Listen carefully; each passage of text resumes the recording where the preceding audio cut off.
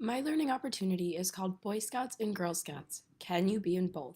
The opportunity is presented for children in grades 3 through 5. The motivation for the learning opportunity comes from the fact that there is only a Girl Scout troop in my building. There is no equivalent activity for the male population in my school.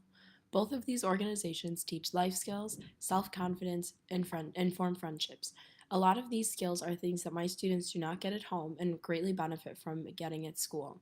So the purpose for this activity is to think of ways that male and female students can actively participate in both organizations and can be a part of both organizations and also work together.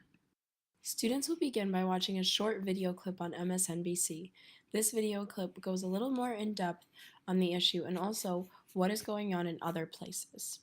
Once students have watched the video, they will begin to hold a discussion.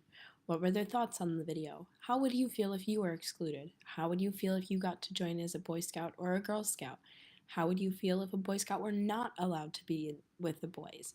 So all of these questions begin to help students grasp the concept of the problem and also begin to have them think forward on what they can do to help students be a part of both. These questions can be also brainstormed by students independently.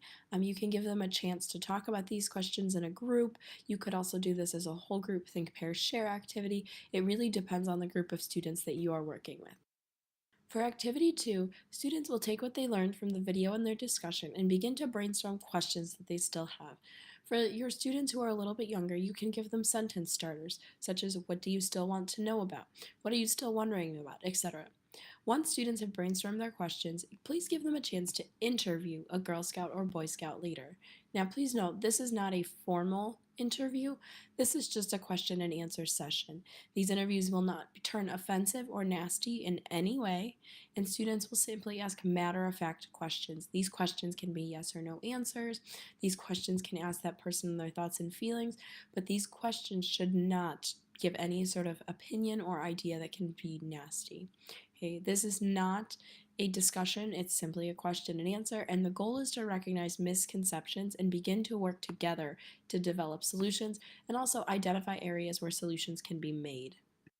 Once you've given your students the chance to consider the issue, how it affects the building, and what can be done to bring change, students will collaborate on a culminating activity. Students will create a gender-neutral badge that Boy Scouts and Girl Scouts alike can earn. The point of this activity is not to create two separate badges, but instead to link two separate organizations in a project that both can complete. This activity should be done as a collaborative activity, students working together. This badge must meet several standards in order for both Boy Scouts and Girl Scouts to be able to earn it. The activity must be gender neutral, i.e. completed by both boys and girls. Should not be based on physical strength or domestic abilities.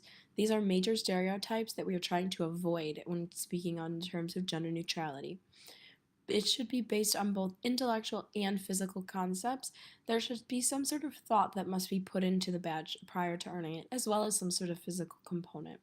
It should challenge Boy Scouts and Girl Scouts and take them out of their comfort zone, giving them something new to do that maybe they've never done before.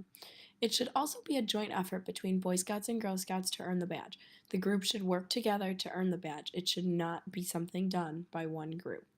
Once the concept has been created and the questions have been thought about, students will design the badge. The design should also be gender neutral and inclusive of both groups. These are two examples of templates that students can use, either a circle or a square badge. This will keep consistency with the project. The final activity with this project is a presentation. Students will take their badges and present them to a Boy Scout and Girl Scout leader. The point of the badge is for students to create and also for students to earn the badge. So Boy Scouts and Girl Scouts will work together to earn the actual badge that the students have created. Students will also brainstorm ideas on other badge and draft a letter to international headquarters explaining their badge and also what students need to do to earn it. You may be sitting here watching asking yourself, so what? This project can help students in many different ways. First, students can gain perspectives on the issues of sexism and gender neutrality. A lot of these issues are things that students do not talk about at home, so when talking about them at school, it's important that they not only gain a perspective, but that they also gain an understanding. This could also help lead to a discussion on things such as the pay gap between male and female employees and how it affects their lives. As teachers, we oftentimes don't have this same issue, but for companies where it is not contractual, this can be a serious problem. And I hope that this project also helps students find a voice and realize that they can work to bring change in the world. Thank you for watching, and I hope that you've gained a different perspective and can utilize some of my ideas in your own classroom.